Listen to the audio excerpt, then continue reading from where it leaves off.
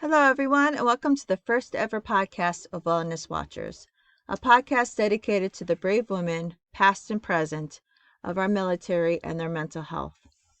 My name is Kathleen Heyer, and I will be your host. In this podcast, we will talk about the mental health issues that the women in the military face and give advice on how they can get help and live a happier, healthier life. No one really likes to talk about mental health. People are more focused on the physical, that mental health is overlooked or becomes a taboo subject. Your mental state is also important to your overall health, along with the spiritual, social, and emotional aspects of life. Having all these aspects in balance makes you healthier.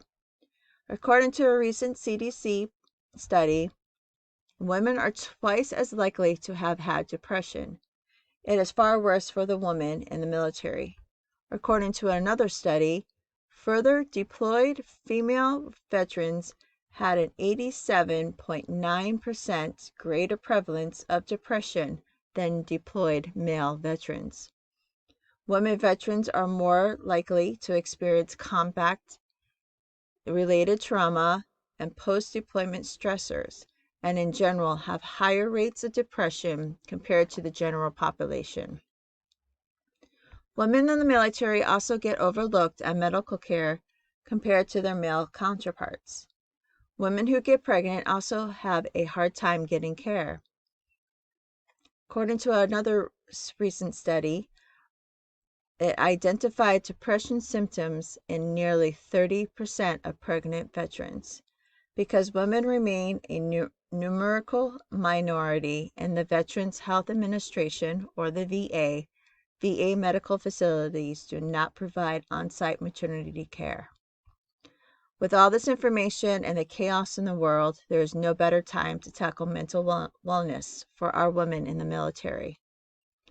Wellness Watchers is a nonprofit that is dedicated to the mental awareness of our female military family. We provide resources to start their journey on getting their life back from this debilitating illness. There are many signs to watch out for when it comes to depression.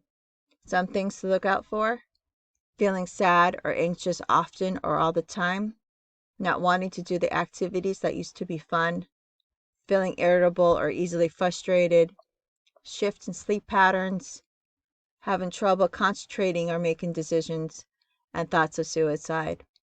Please be on the lookout for yourself and loved ones that may show some of these signs. We urge you to get help. Asking for help is not a sign of weakness. Asking for help should become a strength that all of us should try to strive for and achieve in this lifetime. Thank you again for listening today. I hope you have gained more understanding on how much depression and mental health affects the women who serve our rights and freedoms. For more information, please visit the following websites: www.wellnesswatchers.org, the WHO website, cdc.gov, and www.nimh.nih.gov, which is the National Institute of Mental Health, on more signs and symptoms of depression on how to get help. Thank you again for listening, and until next time, your mental health matters because you do.